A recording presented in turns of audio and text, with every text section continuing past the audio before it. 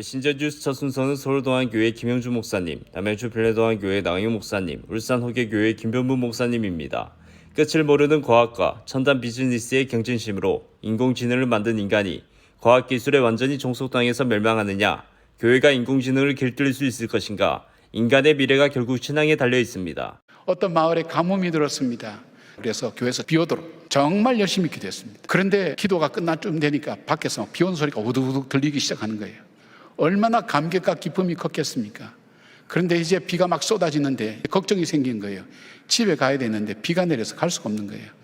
웬 소년이 우산을 착 펼치더니 비 사이로 싹 지나가는 거예요. 비가 올 걸 대비해서 우산을 준비한 소년은 이 사람밖에 없었어요. 우리의 신앙의 모습을 얘기해 주는 거예요. 기도는 하는데 실제적으로는 안 믿는 거예요. 또 믿는다 할지라도 그것에 대비한 준비를 하지 못하는 거예요. 에스는 준비했던 사람입니다. 즉 하나님께서 역사하실 때 기도 응답을 이룰 계획을 준비해야 한다는 것입니다. 에스더는 왕이 소청을 말하라고 하면서 나라의 반이라도 주겠다고 말합니다. 그런데 에스더는 왕의 예상과는 달리 왕을 위해 잔치를 베풀 때에 하만과 함께 참석해 줄 것을 요청합니다. 왕이 하만과 함께 즐겁게 술을 마실 때에 에스더의 소청이 무엇이냐고 구체적으로 묻습니다. 그때 에스더는 역시 왕의 예상을 깨고 다음 날도 잔치를 열 테니까 하만과 함께 참석해 주기를 더욱더 정중하게 부탁합니다. 구약학자 김윤희 교수는 이 부분에 대해서 이렇게 해설해 주고 있습니다.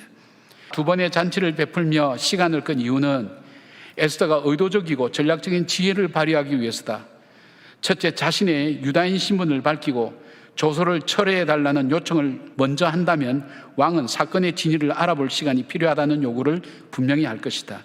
그러면 그 일은 오히려 하만의 관계를 꾸밀 시간을 벌어주는 셈이 된다. 둘째, 와스디가 그렇게 간단한 사건 하나로 폐위될 수 있었다면 자신도 언제든지 쉽게 폐위될 수 있다는 것을 염두에 두었다. 에스더는 두 번의 잔치를 베풀므로 왕이 두 번씩이나 그대에게 돈을 들어주겠다는 약속을 하게 만들었다.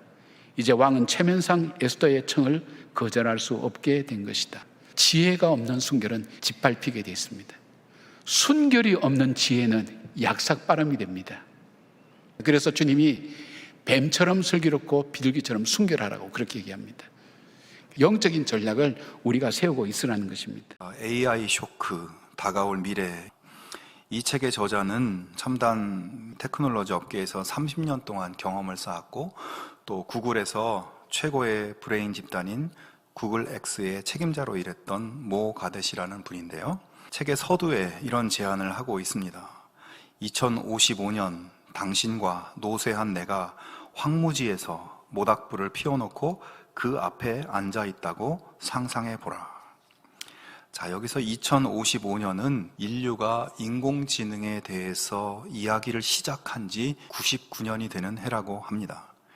저자는 책에서 두 가지 가능성을 이야기합니다. 첫 번째 가능성은 우리를 위협하는 인공지능 기계로부터 도망쳐서 아무런 기반시설도 없고 사람도 없는 곳에서 지내기 위해서 황무지에 있는 것.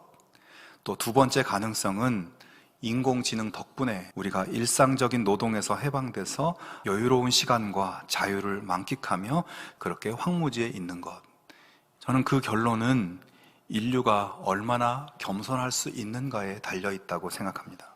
사람들이 자신의 능력의 한계, 지성의 한계, 윤리의 한계를 인정하고 절대자인 하나님 앞에 겸손하고 또 서로가 서로에게 겸손해서 억압하거나 착취하지 않고 함께 행복해지는 길을 모색하고 그렇게 하나님과 이웃 앞에 또 피조물 앞에 머리를 숙이고 겸손한 자세를 유지하지 않는다면 앞으로 다 같이 공멸의 길로 갈 수밖에 없는 것이 아닌가 생각이 듭니다. 잠언 16장 18절에서 20절에 이런 말씀이 있죠. 교만은 패망의 선봉이요 거만한 마음은 넘어짐의 앞잡이니라.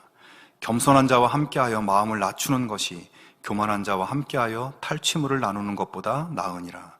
삼가 말씀에 주의하는 자는 좋은 것을 얻나니 여호와를 의지하는 자는 복이 있느니라.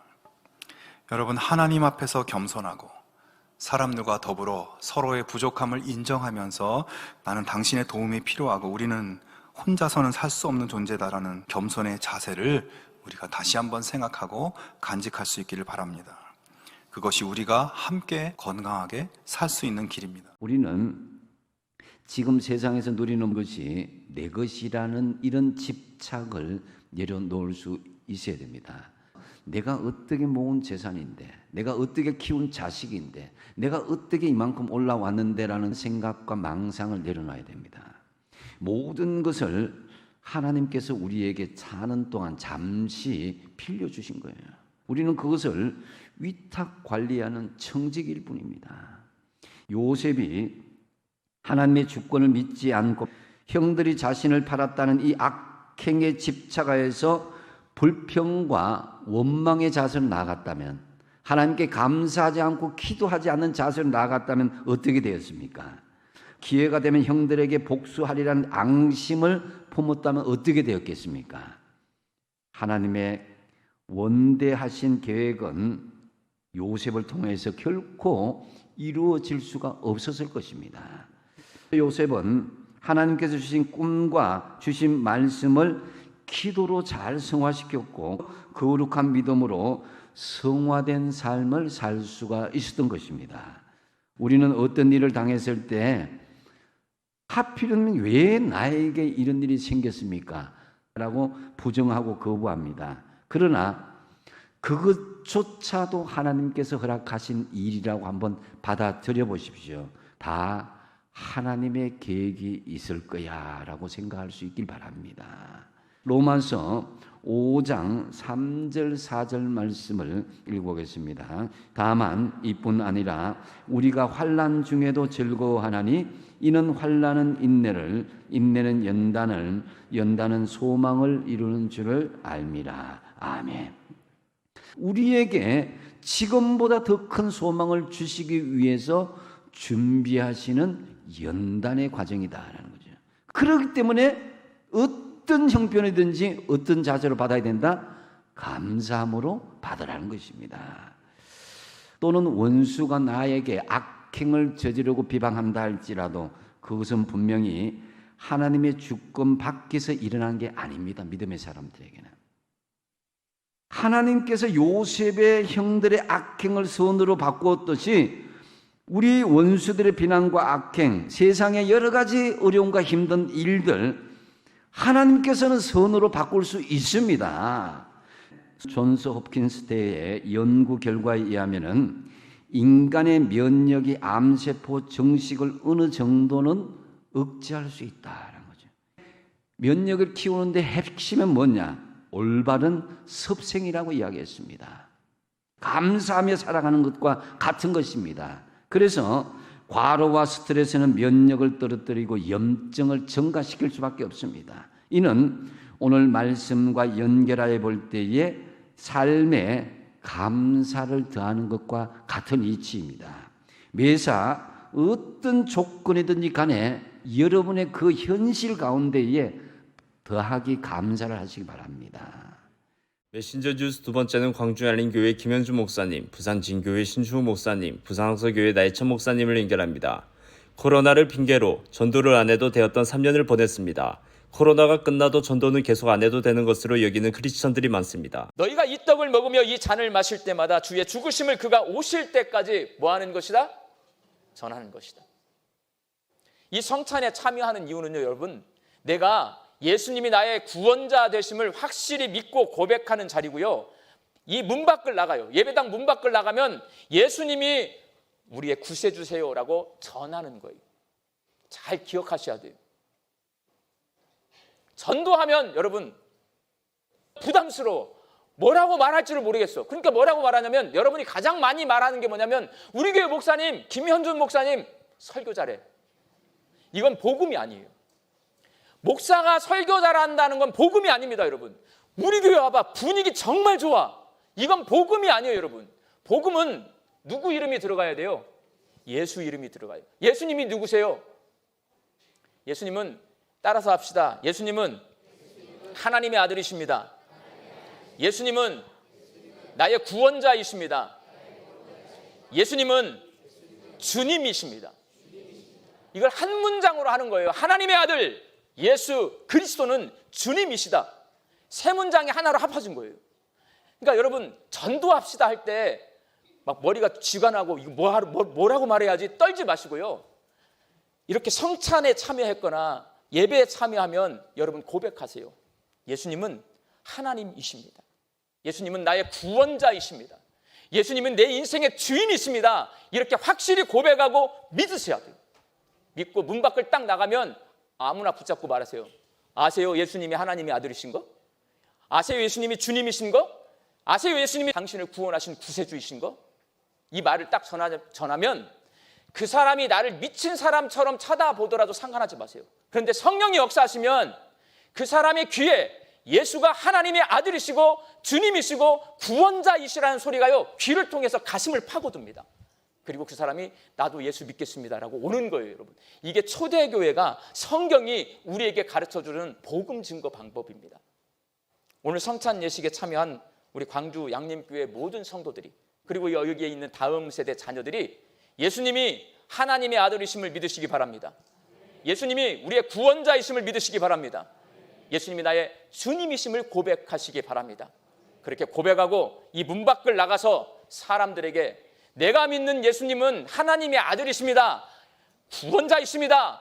주님이십니다. 전하라고 말씀하셨거든요. 전할 때 우리의 부족하고 연약한 입술을 통해서 주의 복음이 땅끝까지 전해질 수 있기를 예수님의 이름으로 축원합니다. 지난 5월 세문안교회에서 열렸던 언더우드 국제 심포지움에 대한 기사를 보았던 적이 있습니다. 기독교 선교 역사에 있어서는 세계 최고의 권위자 중에 하나인 데이나 로버트 박사의 강연이 있었습니다. 오늘날 선교의 가장 큰 도전, 오늘날 선교의 땅끝에 대해서 이야기를 하는데, 어쩌면 그것은 세대를 넘어서는 다음 세대일 수 있습니다. 예전에는 선교를 위해서 지리적인 경계를 넘어서는 것이 중요하다고 생각하는 때가 있었고, 그리고 그 이후에는 종족을 넘어서는 것, 그리고 다른 언어의 경계를 넘어서는 것이 중요했던 때가 있었습니다. 그런데 지금 이 시대는 선교를 위해서 넘어서야 하는 새로운 다양한 경계들이 우리 앞에 놓여 있는 시대를 우리는 살아가고 있다는 것입니다. 어떤 이는 다음 세대를 가리켜서 새로운 종족이라고 이야기를 하기도 합니다. 이전 세대와는 다른 언어를 사용하고 이전 세대와는 다른 가치관을 가지고 있으며 이전 세대가 쉽게 넘어서지 못하고 있는 또 다른 장벽을 지니고 있는 새로운 세대라고 이야기를 합니다. 여러분, 복음이라고 하는 것은 하나님께서 성육신 하셔서 원수가 되었던 담을 머무시고 경계를 넘어 우리를 찾아오신 사건을 말하는 것입니다. 무엇이 하나님으로 하여금 그 경계를 넘어 우리에게 오시게 하셨느냐? 그것은 바로 하나님의 크신 사랑 때문이었다는 것입니다. 모든 경계를 넘어서서 우리를 찾아오신 그 예수님처럼 우리도 우리의 삶의 현장에서 경계를 넘어 선교적 삶을 살아가는 저와 여러분이 삶이 되시기를 바랍니다. 어느 교회에 여자 집사님이 있는데요, 이 남편이 너무너무 술을 좋아하는 사람이에요. 신혼 초부터 늘 술에 취해가지고 집에 기어 들어오든지 집 근처에 쓰러져 있든지 그렇게 사는 세월이 10년이 넘었단 말입니다. 그러면서 이제 마음에 막 원망이 생기는 거예요. 하루에도 12번씩 이혼했다가 말았다가 막 그런 삶이 지속이 되었어요. 근데 어느 날 또 고주망태가 돼가지고 신발 벗기고 옷 벗기고 정신없이 그냥 코를 골면서 자는 거예요. 이 집사님이 너무도 자기의 처지가 참 처량해가지고 아이고 하나님, 왜 내 신세가 이 모양 이 꼴입니까?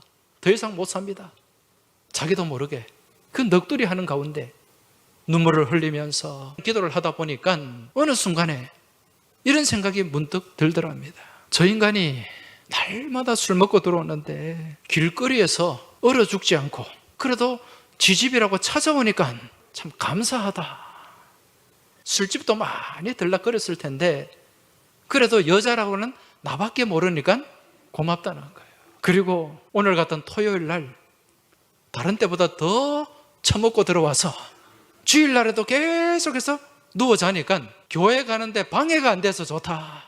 참 감사할 수 없는 거리인데도 감사가 생겨나더라는 거예요. 그러면서 기도하다가 웃다가 또 훌쩍거리다가 또 감사하다 그러다가 이 새벽이 됐어요. 자던 남편이 깨어나가지고, 아니 여보, 지금 이 시간까지 안 자고 뭐해? 나 당신하고 사는 게 너무 감사해서 그래요. 이 남편이 깜짝 놀란 겁니다. 그러면서 이 여집사님이 저희가 기도했던 그런 내용들을 다 남편한테 얘기를 해준 겁니다. 그러니까 이 남편이 충격을 받은 거예요. 그러면서 그렇게 얘기합니다. 여보 미안해. 그동안 내가 너무 생각 없이 살았어. 내 당신한테 약속한다. 술 끊을게. 그리고 당신 내보고 교회 나가자 그랬지. 당장 내 교회 갈게. 그렇게 해서 교회 출석하게 되고, 그렇게 그 믿음이 그 심령 안에 들어가니까 이 남편이 변화돼서 신앙생활을 하게 된 거예요. 여러분, 여기에 무엇이 있습니까? 감사의 능력이 있는 거예요. 감사의 기적이 있는 것입니다. 메신저 뉴스 마무리는 고양 삼성교회 김영수 목사님, 경주남부교회 김상정 목사님, 부산해안교회 조승일 목사님으로 이어집니다. 포스트 코로나와 인공지능 쇼크가 겹친 대변혁기에는 평신도들도 뜻을 다해서 신앙 지키기에 나서야 한다고 촉구하십니다. 이런 위기의 시대에, 고난의 시대에 신앙인들은 어떻게 예배해야 될까요? 어떤 자세로 살아가야 될까요?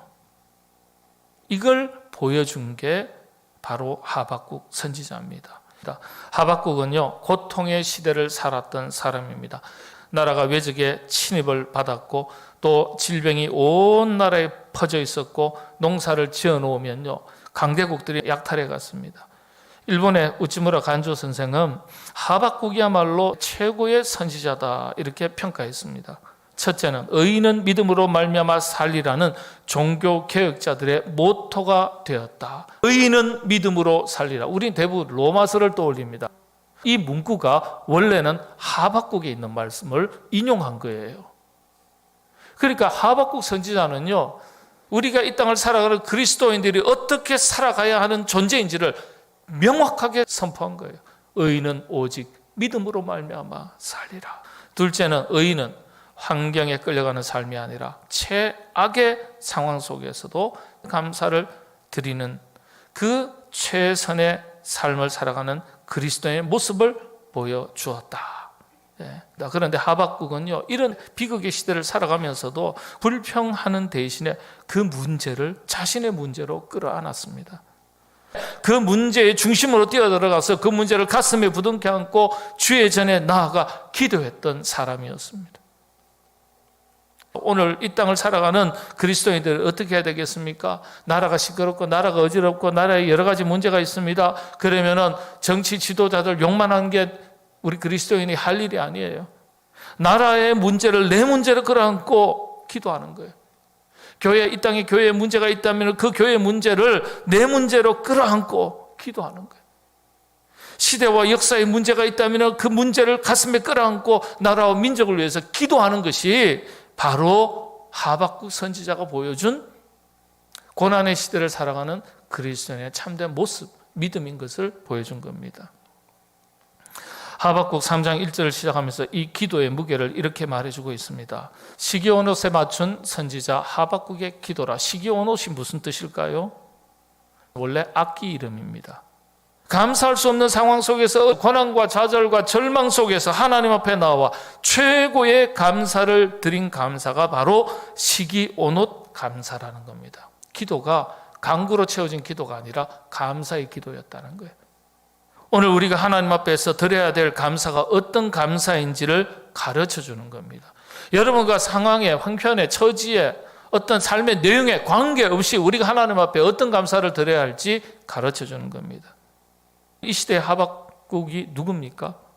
나라의 문제를 가슴에 끌어안고 기도하는 그 사람이 하박국입니다. 교회의 문제를 가슴에 안고 부둥켜 안고 기도하는 그 사람이 이 시대의 하박국이에요.